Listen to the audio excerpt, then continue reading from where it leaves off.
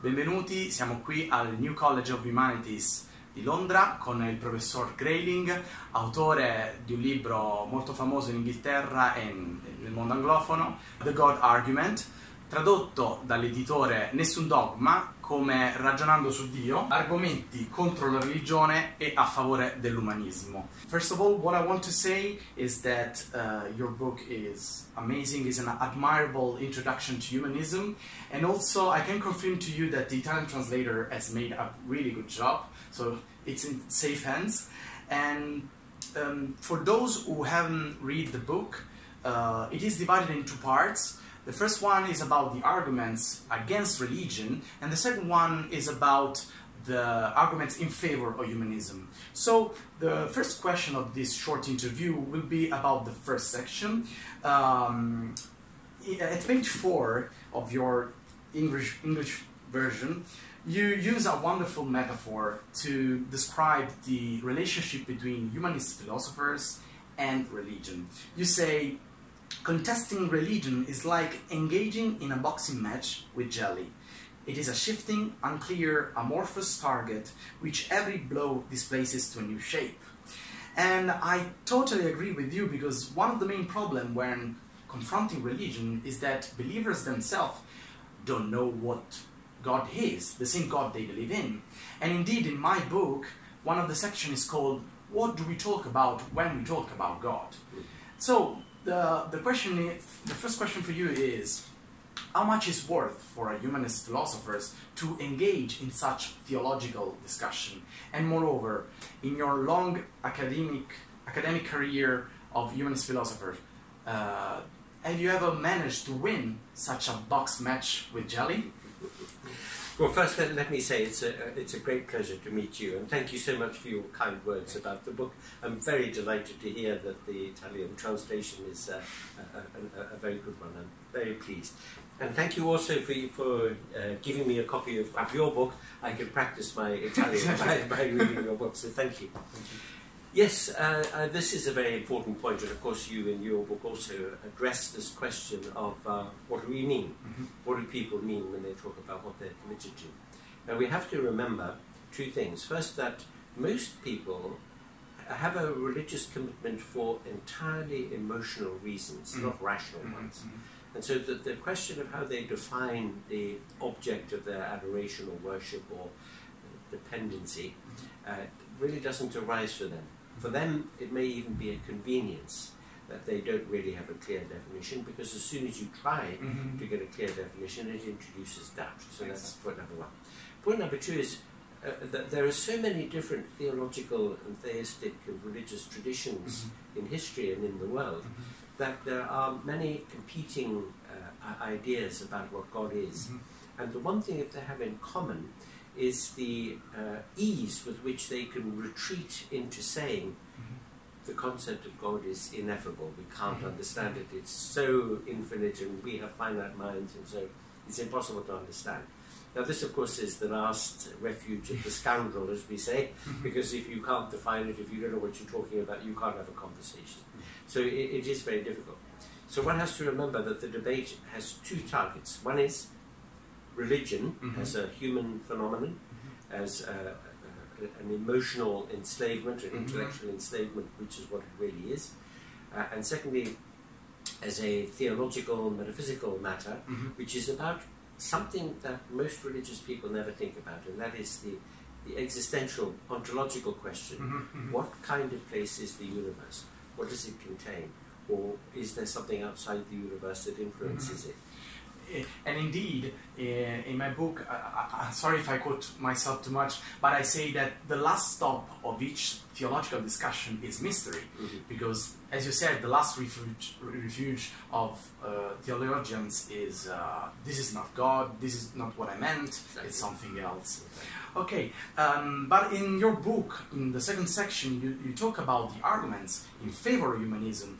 But as you are aware of, in Italy, the word humanism and humanist are not that well known. And so my question is, if you had like 3 minutes to explain the difference between humanism, secularism and atheism, how would you do it? Okay, well, atheism, as I just said, is really a metaphysical position against the theistic metaphysical position.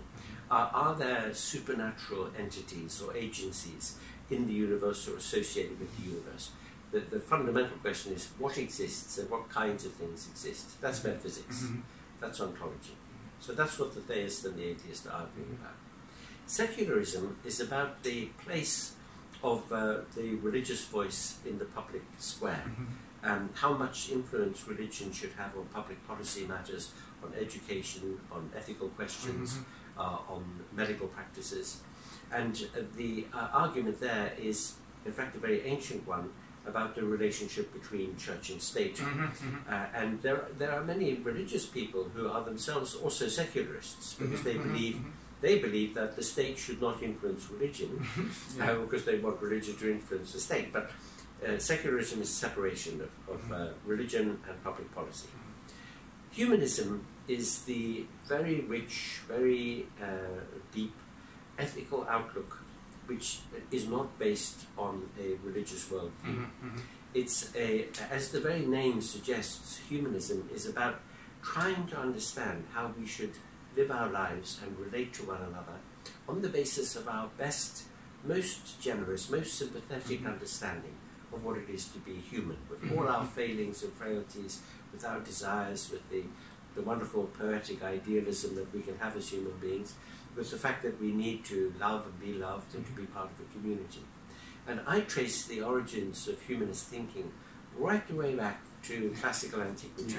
1,000 years before Christianity became the official religion of the Roman Empire. And it happens that some of the greatest humanistic thinkers, people like Seneca and Cicero, are Italians. They belong to the great tradition of Hellenism and Roman thinking. Yeah, in your book, indeed, there's a section where you say, if we go back to the ancient Greece, this is the list of humanist philosophers, and it's a huge list. You talk about also Cicero, and this gives me the opportunity to introduce the third question, which is about your style of writing. The commonplace about philosophers is that they write in a really obscure and complicated way. What really I admired in your book is that it is really clear. I would say easy, but it's not an offense. It is really easy to understand what you're saying. While if you read Hegel, Heidegger, or whatever German philosophers, it is totally impossible. And indeed, I try to write my book with three main guidelines: clarity, brevity, shortness, and irony.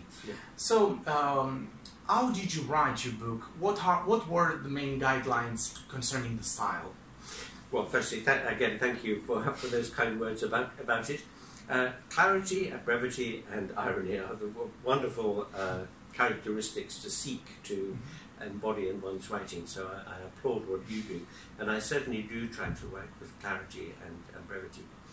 I have to confess to you that in some other of my writing, which has been more technical, philosophical writing, I'm afraid that to engage with the technical discussion in academic philosophy, you need to use very long words and a lot of jargon and so on. So I'm afraid not every book of mine is written for the general public. But this book and many others that I've written have been directed at intelligent, interested, informed readers, because it seems to me that I've had a wonderful opportunity, a wonderful privilege. I've been so lucky to be able to spend my life reading and studying and discussing and listening to people putting their points of view and having an opportunity to contribute my point of view. And in return for this great privilege, I want to be able to share with people some of the things that I've learned. Not to tell people, you must think this, but to say, here is a way of thinking. This is something which comes from our great tradition of European thought, of world thought, that maybe you can make use of as well in your thinking. At the same time, I think it's good to be definite in your point of view and say, look, I'm an atheist. I'm also a secularist, but I'm a humanist as well. And in the great argument between theism and atheism, some people say, well, if you get rid of religion, what's left? What can you give people? you can give people humanism. That's a one. You know, if you think if the whole world became humanistic, it would be a much better place. I totally agree with you, and that's why when I'm in Italy, if someone asks me, do you believe in God or whatever, I say, no, I'm a humanist. And people doesn't know the meaning of this word, so they say, what's a humanist? And so in this way, I can go over the prejudice against atheists, and I can explain what I do believe in. I hope that in 5-10 years, things will change also in Italy. Yeah. Because what I've seen in North Europe is that humanism is really spreading fast, really fast, and it's doing a lot of good things. Can I ask you a fourth additional question? Because while we were speaking before, you mentioned that you are a liberal. What is your point of view on the relationship between humanism and liberalism? Is it possible to be a humanist without being a liberal? I don't think so. Now, again, in our discussion earlier, we noted the fact that the word liberal has different meanings for different people. And in some places it's a bad word, it means something bad, in other places it means something very good. So I would describe myself as a liberal with a lowercase l, small l, meaning that I'm somebody who believes in individual freedom, individual liberty, but not in the libertarian sense. It's terribly important for me to distinguish liberalism from libertarianism. Libertarianism is a very right-wing, very capitalist kind of outlook. I want to own a gun. I want to be able to make as much money as I like. I don't care about other people. This is terrible. So I see liberalism as an outlook which tries to make space and opportunity for everybody under the protection of ideas of civil liberties and human rights. The ideas of civil liberties seem to me crucial for giving people an opportunity to seek to flourish in the way that is good for them. We could put the point in a slightly different way. As philosophers, you and I are sometimes asked, what is the meaning of life? And I always say, well, I know the answer to that question, not because I found it, but because Socrates and Aristotle and the whole tradition has taught us. And the answer to that question is, the meaning of your life is what you make it, okay? And that means that there are many, many different kinds of meaningful lives, that each one of us has the opportunity and the duty to think about what our talents, our abilities can help us to achieve in the way of making a meaningful life. But to be able to do that, it is important that we should have a space of freedom around us. It's not the kind of freedom that people think about when they just think about making money, because if you allow some people to do whatever they like, they're going to harm other people. You want a society which is fair and which is thoughtful and which is kind. But you also, therefore, want a society where people can be liberated into the opportunity of living a good life. So I call myself a left liberal because I think there are some aspects of the progressive social outlook which are really key, really important. And therefore my interpretation of the word liberal in the sense of John Stuart Mill or Benjamin Constant or Thomas Jefferson, John Locke, it is a tradition which people sometimes look down at because it's not exciting enough. I want to kill some people, have a revolution or something like that. Liberals are not interested in either of those things. They're just interested in the well-being of people to choose good lives. All right. Thank you so much for this answers. Nice to meet you. And we invite you in Italy for a conference about humanism so that maybe in 5-10 years, thanks to your job and thanks to your book, humanism will spread also in our country. I love that. Thank you so much.